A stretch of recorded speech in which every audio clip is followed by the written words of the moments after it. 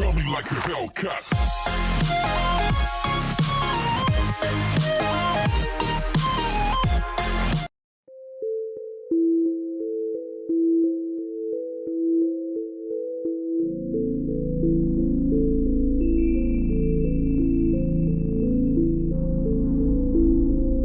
Halo semuanya, balik lagi di channel Comfort Zone When Gaming Becomes So Comfort. Today masih bersama gua Adam di sini. Nah, sekarang balik lagi kita ke konten seputar game RDR 2 yang konten ini udah lama banget nggak gua angkat di tengah hiruk pikuk ramainya konten-konten seputar game God of War. Nah, buat yang udah pernah bermain game RDR 2, seharusnya kalian sudah sangat mengerti bahwa dunia di dalam game ini terasa sangat hidup. Jadi nggak cuman kota yang diciptakan begitu indah, namun juga keberadaan dari NPC-NPC di dalamnya yang seolah-olah NPC-nya ini diciptakan dengan aktivitas dan kesibukannya masing-masing. Sehingga nggak jarang di tengah permainan kita sering banget tuh bertemu dengan NPC-NPC yang muncul tiba-tiba random gitu ya, dengan membawa masalah-masalah hidupnya masing-masing. Nah, sebenarnya kalau kita hitung-hitung banyak banget kemunculan encounter pada game ini, bisa puluhan, mungkin sampai ratusan kali ya. Nah, sebab itu pada video kali ini gue udah merangkum 12 kemunculan NPC yang paling gila menurut gue, menarik dan sangat seru juga untuk dibahas. Nah, apa aja itu? Buat kalian sampai sini yang masih tertarik dengan pembahasannya, langsung kita mulai aja listnya. Inilah dia kemunculan 12 encounter paling gila di game RDR 2. Apa-apa aja itu? And let's begin the list, guys.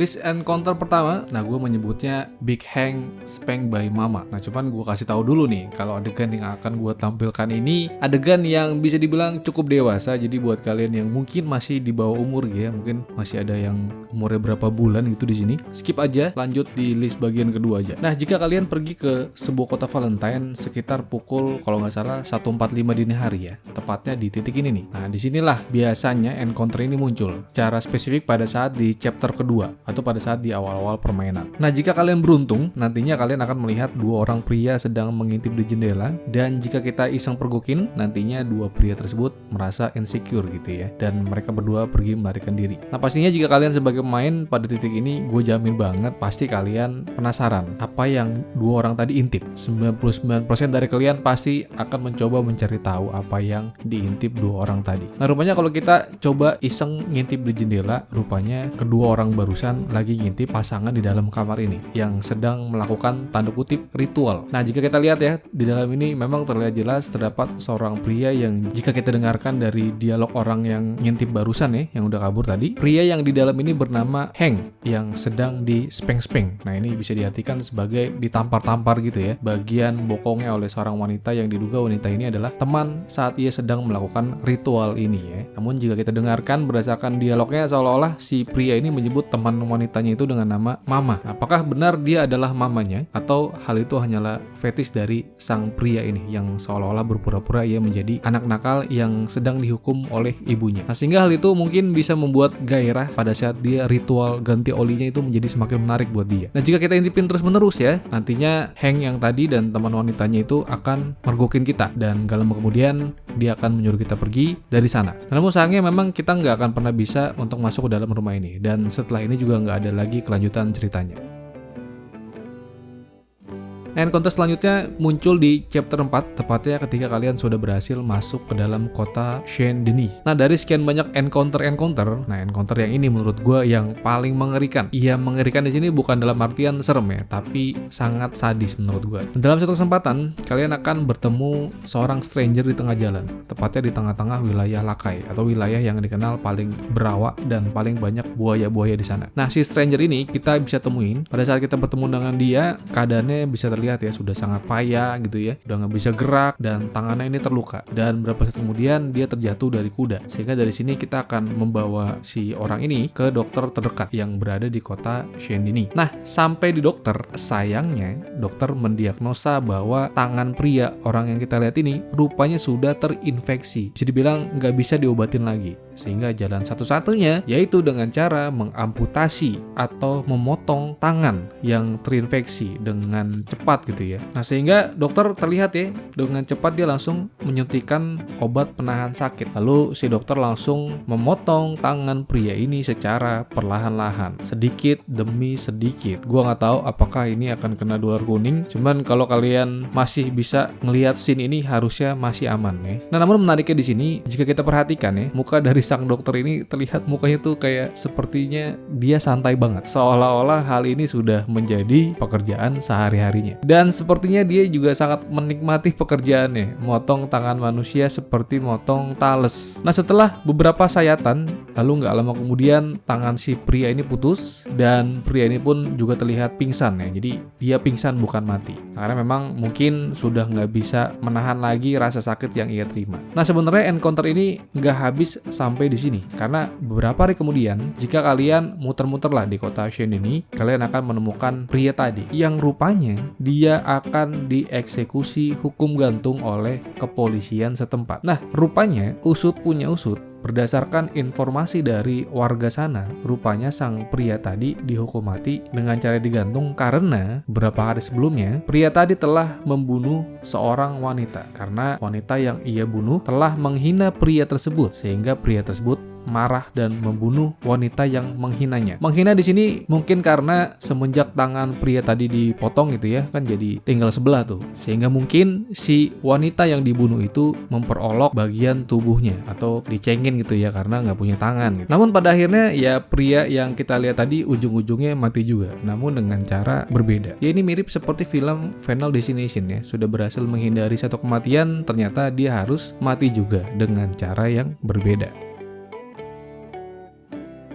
Encounter selanjutnya berada di kota Valentine yang bisa kita temui di malam hari. Nah, jika kalian jalan di sekitaran kota Valentine, tepatnya di sebelah salon ya, terdapat gang kecil di sini. Nah, satu momen kalian akan bertemu dengan seorang wanita yang sepertinya pada malam itu ia sedang sangat ketakutan dan meminta bantuan dari kita. Nah, jika kalian mencoba untuk membantunya, kita akan diarahkan ke dalam kamar hotel yang rupanya di dalam kamar tersebut sudah ada mayat pria dengan kondisi mengenaskan dengan dada tertusuk pisau. Nah, dari dialog singkat dengan wanita ini, dia menyebutkan bahwa pria yang tewas ini ya mencoba untuk mencekik wanita tadi, sehingga ia merasa harus membela diri dan terpaksa harus membunuh si pria itu. Nah, pada titik ini sebenarnya kita akan diberikan dua pilihan. Nah, pilihan pertama, jika kita memutuskan untuk mau membantu wanita ini, nantinya kita akan membuang mayat yang kita lihat ini, sehingga si wanita tadi terbebas dari hukuman pembunuhan, lalu kita akan mendapatkan uang dari si wanita ini. Nah, pilihan kedua, jika kita tidak mau membantu wanita ini, nantinya wanita ini terlihat sangat marah dan dia malah mencoba menyerang kita dengan pisaunya. Walaupun pada akhirnya kita bisa ngebawa wanita ini ke sheriff dan dia juga bisa dihukum karena pasal pembunuhan. Nah, namun ternyata yang menarik di sini adalah jika kita membawa wanita ini ke sheriff, disinilah terungkap bahwa wanita ini bukan hanya satu kali membunuh pria, namun rupanya beberapa kali. Karena beberapa waktu sebelumnya juga diceritakan sudah banyak pria yang tewas dibunuh sama si wanita ini. Nah, artinya di sini terungkap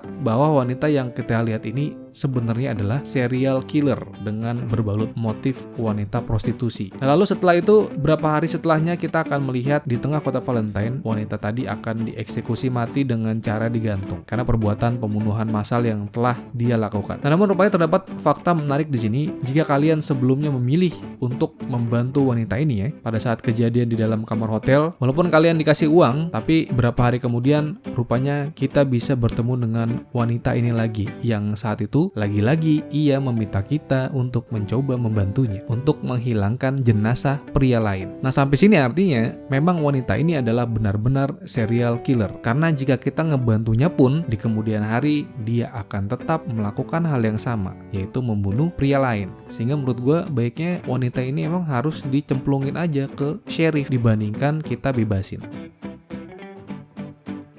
Encounter selanjutnya muncul tepat di chapter ketiga. Jadi di salah satu misi, kalian akan pergi memancing dengan Kiren. Nah, saat sedang mancing dan sambil asik ngobrol gitu ya, rupanya beberapa saat kemudian muncullah seorang pria yang sedang asik berenang sambil telanjang, sambil bersiul juga. Jelas hal itu memicu kemarahan Arthur Morgan yang lagi asik mancing. Jadi seperti nggak ada dosa si NPC tadi. Nah, dia malah ngajakin Arthur dan Kiren ini untuk berenang bersama dia. Nah, namun jelas tawaran itu ditolak mentah-mentah. Setelah itu pria tadi berenang pergi menjauhi Arthur dan Kira. Nah, sampai sini sebenarnya tidak ada masalah. Namun jika kalian mencoba datang ke tempat ini untuk yang ketiga kalinya, rupanya pria tadi muncul lagi sama seperti sebelum-sebelumnya. Jadi dia muncul berenang lagi sambil bugil, sambil bersiul-siul. Nah, namun yang kedua ini sangat mengganggu mata. Karena pertemuan yang kedua ini, pria tadi dengan percaya diri langsung mendatangi kita. Yang bikin nggak enak ketika momen saat dia keluar dari air itunya loh. Karena membuat torpedonya ini menjadi terlihat sangat jelas sekali sedang menggelantung. Sebuah pemandangan yang sangat merusak mata kita sebenarnya. Namun gue terpaksa harus ngeblur untuk menghindari mata kalian sakit ya. Terlihat memang pria ini sangat percaya diri sekali dengan tubuhnya dan seolah-olah tidak ada rasa malu apa-apa. Nah, namun pada titik ini kita bisa membunuhnya atau membiarkan dia pergi dan berenang sendiri. Nah, kemunculan encounter selanjutnya berada di kota Strawberry. Pada satu kesempatan kalian akan bertemu dengan seorang pria yang sedang marah-marah karena dia merasa ditipu setelah membeli obat. Ternyata yang didapatkan tidak lebih dari tepung yang dicampur dengan air. Nah, karena merasa tertipu, udah pasti dong si pria ini marah gitu ya, dan meminta bantuan kita untuk mencari orang yang menipu dirinya. Yang dia yakinin orang yang nipu dia nih masih berada di sekitaran kota Strawberry. Nah, sampai sini jika kalian mau membantu pria ini, nantinya kalian akan menemukan si tukang tipu tadi. Rupanya sedang ngumpet di dalam salah satu toilet umum tepat berada di bawah jamban. Nah, saat bertemu, sang penipu ulung tadi sebenarnya dia memohon sama kita gitu ya untuk nggak melaporkan dia ke pria tadi. Nah, sampai sini kalian akan diberikan dua pilihan. Apakah kalian mau melaporkan penipu ini ke pria tadi atau enggak? Nah, jika kalian memutuskan untuk melaporkan pria ini ke pria yang tadi ya, nantinya pria yang marah-marah tadi akan langsung menuju ke toilet ini dengan rasa amarahnya gitu ya. Langsung menenggelamkan si penipu tadi di dalam jamban, sehingga membuat si penipu itu langsung tewas di tempat dengan cara yang menjijikan, mungkin keselak tai gitu ya, sehingga bikin dia jadi mati. Atau pilihan lain, jika sebelumnya kalian memilih untuk nggak melaporkan penipu ini ke pria yang marah-marah tadi, rupanya pria ini akan tetap mati juga sebenarnya setelah ia gagal mencoba melepaskan dirinya dari jamban tadi, sehingga dia tenggelam ke dalam dasar jamban. Ujung-ujungnya mati juga sebenarnya. Nah, oke, yang keenam singkat aja, encounter selanjutnya berlokasi di sekitaran wilayah Rhodes. Kemungkinan kejadian ini muncul ketika pada malam hari, karena pada satu momen di tengah jalan kalian nantinya akan menemukan seorang pria yang sedang mencoba untuk membuka berangkas dengan menggunakan dinamit. Entah apa yang ada di otak pria ini membuka berangkas dengan dinamit. Nah, ketika kita mencoba untuk mendekati pria tersebut dan ketika baru saja berjalan beberapa langkah, rupanya dinamit tersebut sudah keburu meledak sehingga menyebabkan pria tadi terpental jauh puluhan meter. Nah, suara ledakan itu terdengar sangat keras. Jadi buat kalian yang lagi main sambil ngantuk mungkin langsung seger ketika mendengar suara ledakan yang terdengar cukup besar.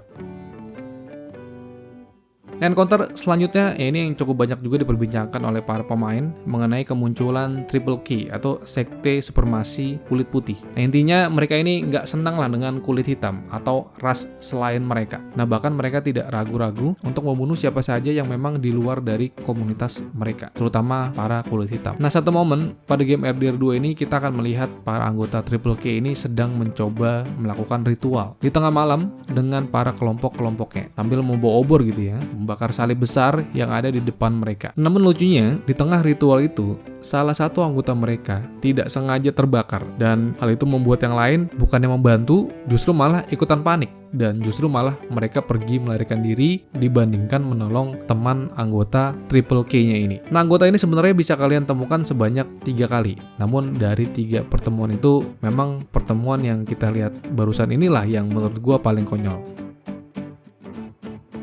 Encounter yang satu ini menurut gue menjadi salah satu kemunculan encounter dan NPC paling konyol juga. Keberadaannya cukup random.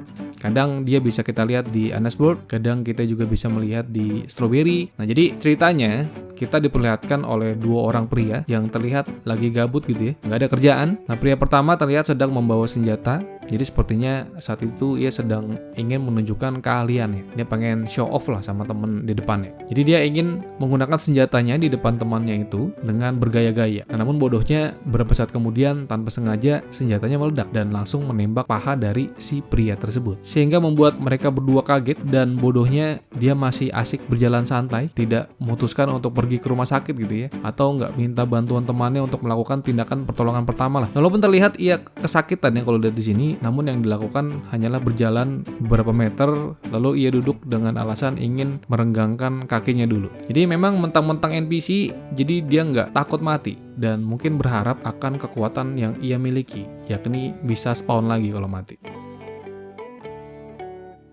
Nah, encounter satu ini juga merupakan salah satu encounter yang sering banyak dibahas oleh channel-channel RDR2 di luar, yakni NPC yang bernama Nigel yang terlihat mondar-mandir, kebingungan mencari teman yang bernama Gavin. Jadi ia merasa Gavin ini meninggalkan dia di pagi hari dan sampai sekarang dia nggak pernah mengetahui di mana keberadaan Gavin. Apakah masih hidup ataukah sudah mati. Dan uniknya, keberadaan NPC ini juga akan kita sering lihat. Kadang dia muncul di Blackwater, kadang dia ada juga di Saint-Denis, dan kadang ia juga berada di tengah hutan. Namun rupanya di akhir chapter atau di akhir permainan, atau bisa dibilang ketika udah tamat lah, kita bisa menemukan keberadaan Nigel yang sudah berubah. Jadi terlihat pakaiannya sudah compang-camping, namun saat itu ia tetap mencari temannya, si Gavin. Nah, sebenarnya sampai akhir permainan kita nggak akan bisa menemukan di mana lokasi Gavin, sehingga banyak teori-teori beredar di sini tentang keberadaan Gavin. Ada yang bilang si Nigel ini gila, ada yang bilang si Nigel ini halu, lalu ada juga yang bilang kalau Gavin itu ada, cuman Gavin sengaja ninggalin Nigel. Buat kalian yang minat sama pembahasan detail tentang karakter ini, gue sebenarnya udah buat ya pembahasan khusus tentang Nigel dan Gavin ini di satu video. Mungkin buat kalian yang berminat silahkan lihat di playlist cerita Red Dead Redemption 2 dari gue. Nah, NPC selanjutnya ini gue juga udah pernah bahas di satu video khusus tentang keberadaan NPC bernama Sonny yang kemunculan encounter-nya juga merupakan salah satu kemunculan encounter paling nggak enak sebenarnya. Nah, karakter Sonny ini bisa kita temukan di salah satu tempat di tengah rawa-rawa daerah South Lakai yang lokasi tepatnya di sini. Nah, buat yang belum tahu mengapa gue sebut pertemuan dengan Sonny ini paling nggak enak, ya karena Sonny ini adalah pembunuh sekaligus pemerkosa. Nah, jadi dia ini sangat tertarik terhadap stranger atau orang-orang asing yang suka melewati rumahnya. Nah, jadi ketika kita mencoba melewati rumahnya, dia akan terlihat sangat ramah dan mengajak kita untuk masuk ke dalam rumahnya. Nah, namun pada saat kita masuk, rupanya kita akan diserang dari belakang dan layar akan gelap. Nah, namun di situ terlihat Sonny nampak sedang membuka pakaian Arthur Morgan. Dan gak lama kemudian kita akan melihat karakter utama kita, si Arthur Morgan, pingsan dan bangun sudah ada di tengah-tengah rawa. Nah, banyak yang percaya pada saat itu Arthur Morgan habis diperkosa oleh Sonny. Nah, karena jika kita kembali lagi dan jika kita menginvestigasi rumahnya, rupanya di dalam terlihat beberapa bukti yang mengarah bahwa Sonny ini suka mengikat korban-korbannya di kasur. Karena di dalam rumahnya kita bisa melihat rantai untuk mengikat kaki dan tangan para korban, sehingga hal itu diyakini bahwa emang Sonny ini selain memperkosa, dia juga suka membunuh korban-korbannya. Nah, namun beruntungnya Arthur Morgan nggak sampai dibunuh, dan beruntungnya rupanya kita juga masih bisa membunuh si Sonny ini pada saat pertemuan kedua dengannya. Jadi kalian bisa membunuhnya dengan cara apapun lah, dengan kreativitas kalian masing-masing. Pastinya banyak pemain yang sangat kesal ya dengan karakter ini, termasuk gue salah satunya, setelah mengetahui bahwa Sonny habis memperkosa si karakter utamanya. Nah, encounter selanjutnya kita dapat temukan di salah satu kota bernama Rhodes. Nah, jadi nantinya saat kita berjalan di salah satu toko senjata gitu ya, kita akan mendengar seseorang yang minta tolong, yang lokasi orang tersebut berada di basement toko. Nah, pada pertemuan itu, si anak muda yang kita lihat ini mengatakan bahwa ia sedang disekap oleh si pemilik toko. Nah, pada titik ini kalian akan memiliki dua pilihan, apakah mau mengabaikan si pria ini, atau kalian juga bisa membantunya dengan cara masuk ke dalam toko tersebut dan memaksa si pemilik toko untuk membuka basement bawah. Namun setelah si pemilik toko mengantar kita ke basement bawah, nah pada titik ini rupanya dia memberikan alasan bahwa pria yang dia sekap itu sebenarnya anaknya sendiri yang memang sengaja ia tahan. Karena si anak ini suka membuat ulah, sehingga ia khawatir jika rantainya dilepas, si bocah ini akan mengulangi perbuatannya. Nah, tapi sebenarnya dibalik cerita dari si pemilik toko, rupanya terungkap bahwa dia berbohong, karena yang kita lihat sebenarnya bukan anaknya, namun hanya seorang remaja biasa yang dianggap mirip seperti anaknya si penjaga toko dulu, yang terungkap bahwa anak si pemilik toko rupanya sudah tewas pada saat diajak mancing sama si pemilik toko. Ya, terlepas dari pengalaman si pemilik toko ini yang pahit, perbuatan yang dia lakukan sudah pasti salah, karena kalau kita lihat pakaian yang dikenakan oleh si bocah ini sepertinya memberikan pakaian anak-anak pada si bocah tadi ya, sehingga banyak yang berteori juga bahwa si pemilik toko ini sebenarnya adalah pedofil. Nah, encounter selanjutnya kalian bisa temukan di perbatasan antara kota Rhodes. Nah, di sana nantinya kita akan melihat pertikaian kecil antara narapidana dengan lawman atau kita sebut aja polisi. Nah, terlihat di sini sepertinya para polisi sedang mengawasi 3 orang narapidana yang sedang menghancurin batu. Namun tiba-tiba saja 2 narapidana tersebut terlibat perkelahian dan salah satu polisi mencoba untuk melerai. Nah, ternyata perkelahian tersebut rupanya hanyalah sebuah skenario karena hal itu justru malah membuat polisinya lengah sehingga para narapidana tersebut dengan cepat langsung menyerang kedua polisi tersebut sehingga kedua polisinya mati. Nah, selanjutnya para napi tersebut melarikan diri. Nah, namun sebenarnya pada saat si narapidana menyerang polisi, kalian sebenarnya bisa membantu polisi tersebut. Karena rupanya jika kita menggagalkan si narapidana untuk membunuh para polisi, nantinya polisi yang kita selamatin ia akan berterima kasih sama kita. Hal tersebut bisa dibilang langka dan jarang menurut gua. NPC polisi berterima kasih sama Arthur Morgan itu sangat langka. Karena setahu gua aktivitas membunuh, terlepas yang kita bunuh penjahat atau bukan, kita akan tetap ditembak sama polisi. Tapi untuk encounter yang ini, rupanya si polisinya nggak nyerang kita. Justru mereka yang berterima kasih sama kita sambil mereka meninggalkan kita. Nah, tapi anehnya beberapa saat kemudian rupanya kita tetap dikejar polisi yang lain karena dianggap kita telah mengganggu ketenangan. Jadi maunya apa sebenarnya NPC ini ya?